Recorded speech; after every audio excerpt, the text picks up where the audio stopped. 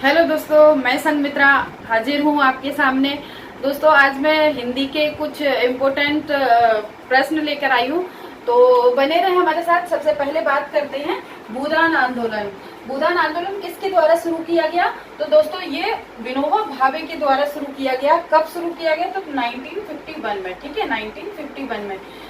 दोस्तों, जब ये आंदोलन इन्होंने किया था, है ना, तो इसको भूमि सुधार आंदोलन भी कहा जाता है।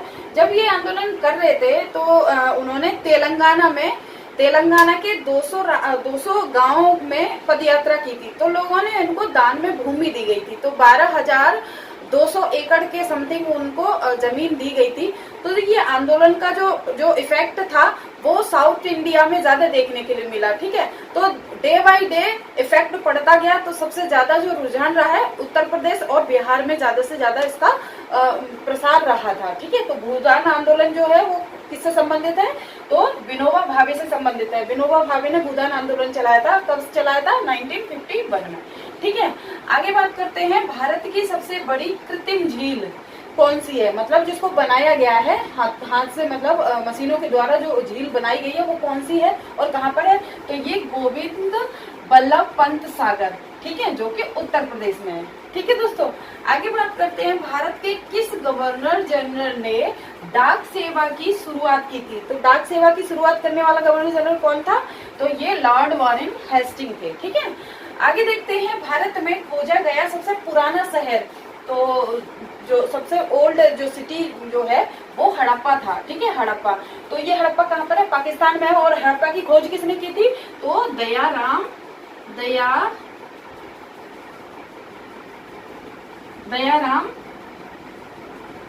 साहनी के द्वारा की गई थी। ठीक है, 1921 में। ठीक है दोस्तों, आगे बात करते हैं। पके केले में कौन सा अम्ल पाया जाता है? तो पके केले में कौन सा अम्ल पाया जाता है? मैलिक अम्ल।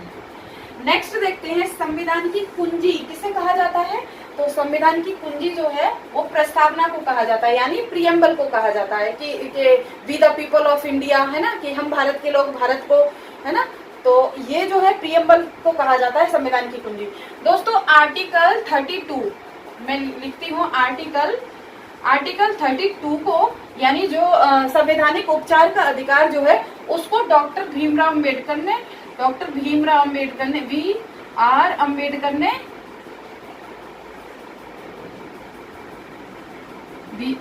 अम्बेडकर ने हृदय और आत्मा कहा है। क्या क्या है? हृदय और आत्मा।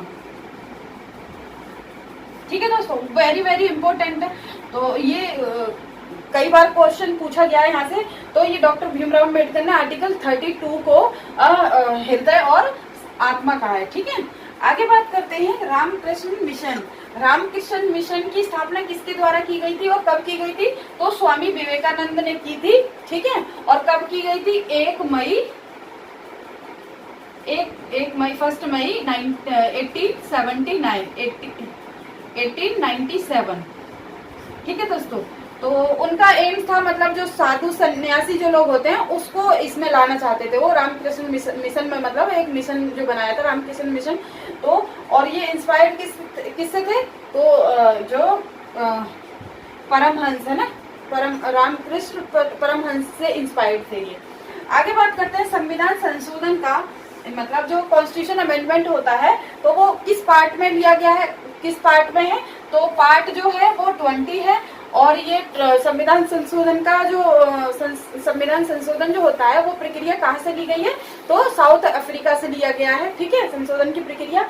और आर्टिकल कितना है? तो 368। ठीक है, आगे देखते हैं। हैजा रोग किसके कारण होता है? हैजा जो होता है, हैजा हो जाता है तो किस कारण होता है? तो जीवाणु यानी बैक्टीरिया की वजह से होता है। ठीक है, बैक्टीरिया है ना। तो इसकी खोज किसने की थी? ये जीवाणु की खोज किसने की थी? तो ये लुवियन होक ने, ठीक है, लुवियन होक के द्वारा इसकी खोज की गई थी। आगे देखते हैं चालुक्यों ने अपना साम्राज्य कहाँ तक स्थापित किया था। मतलब जो चालुक्य जो थे उन्होंने अपना साम्राज्य कहाँ तक स्थापित किया था, कहाँ स्थापित किया था, तो दक्षिण में यानी साउथ में। जैसे ये इंडिया का मैप है ना, ये इंडिया है, मैं एक वो बता रही हूँ, ये है ना, यहाँ देखेंगे श्रीलंका है, तो ये उत्तर दक्षिण पूरब पश्चिम है ना, उत्तर दक्षिण पूरब पश्चिम। तो ये उत्तर दक्षिण वाला ये वाला इलाका है ना, यहाँ तक उनका साम्राज्य रहा था, ठीक है। आगे बात करते हैं काला सीसा। काला सीसा किसे कहा जाता है, तो ग्रेफाइट को कहा जाता है, ठीक है। आगे बात करते हैं काला सोना। काला सोना किसको कहा जाता है, तो पेट्रोलियम को कहा जाता है। और यहाँ जैसे काला सीसा तो ग्रेफाइट हो गया, और काला सोना पेट्रोलियम कहा जाता है, ठीक है, पेट्रोलियम को। और यही पूछा जाए कि श्वेत सोना किसको कहा जाता है, मतलब भूरा सोना किसको कहा जाता है, तो कपास को कहा जाता है, ठीक है।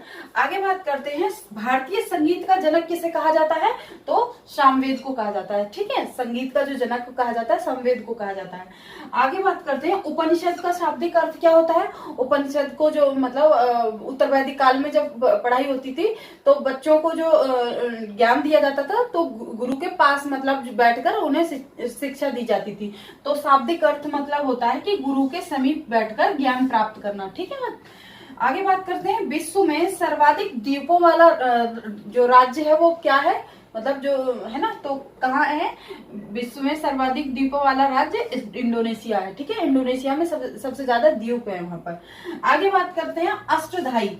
अष्टधाई की रचना किसने की थी, तो पाणिनि ने की थी। अष्टधाई जो है वो संस्कृत व्याकरण की पहली पुस्तक है। रजनामा। रजमनामा जो है किस ग्रंथ का फारसी अनुवाद है, तो ये महाभारत का है, ठीक है। तो ये महाभारत जो है वो किसने लिखी थी, किसके द्वारा महाभारत की रचना की गई है, तो वेद व्यास की द्वारा, ठीक है, वेद व्यास, ठीक है। आगे बात करते हैं किस मुगल शासक ने अपनी आत्मकथा लिखी, तो अपनी ऑटोबायोग्राफी जो है वो किसने लिखी, तो ये बाबर ने लिखी, ठीक है। और आगे बात करते हैं भारत का राष्ट्रीय आदर्श जो वाक्य है वो क्या है, तो सत्यमेव जयते। सत्यमेव जयते है भारत का आदर्श वाक्य, भारत का राष्ट्रीय आदर्श वाक्य। दोस्तों ये सत्यमेव जयते वो कहाँ से लिया गया है, तो वो मुंडकोपनिषद से लिया गया है, ठीक है। और आगे बात करते हैं और जोजिला दर्रा जो है वो किन जगहों को जोड़ता है, तो ये श्रीनगर के लेह से जोड़ता है, ठीक है। ये दर्रा क्या होता है दोस्तों, ये नेचुरल पास, इसको पास बोलते हैं इंग्लिश में, पास। तो मतलब नेचुरल जो रास्ते होते हैं ऊंचे इलाके में उसको बोलते हैं, जैसे मनाली लेह है ना, लेह भी बोलते हैं दर्रे को। तो जोजिला दर्रा जो है वो श्रीनगर के लेह से जोड़ता है, ठीक है। आगे बात करते हैं अंडमान निकोबार। दोस्तों ये अंडमान निकोबार की सबसे ऊंची चोटी जो है वो क्या, चोटी का नाम क्या है, तो सेंट्रल चोटी है, ठीक है। क्या है, सेंट्रल चोटी। दोस्तों ये अंडमान निकोबार की कैपिटल क्या है, तो पोर्ट ब्लेयर है, इसकी कैपिटल क्या है, पोर्ट ब्लेयर, ठीक है।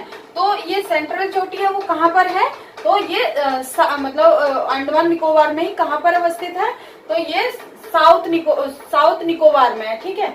और ये जो है अंडमान निकोबार कहाँ पर है, तो बंगाल की खाड़ी में है, ठीक है। कहाँ पर है, बंगाल की खाड़ी में। तो दोस्तों ये थे कुछ इंपॉर्टेंट कलेक्शन। तो आई होप सेशन पसंद आया होगा, और चैनल को लाइक करें, शेयर करें, सब्सक्राइब करें। Thank you so much.